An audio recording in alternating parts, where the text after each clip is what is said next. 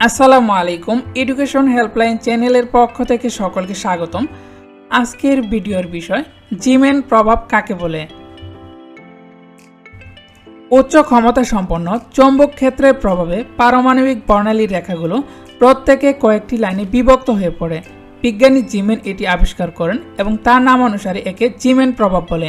আমি আবারও বলছি, উচ্চ ক্ষমতা সম্পন্ন চৌম্বক ক্ষেত্রের প্রভাবে পারমাণবিক বর্ণালীর রেখাগুলো প্রত্যেকে কয়েকটি লাইনে বিভক্ত হয়ে পড়ে।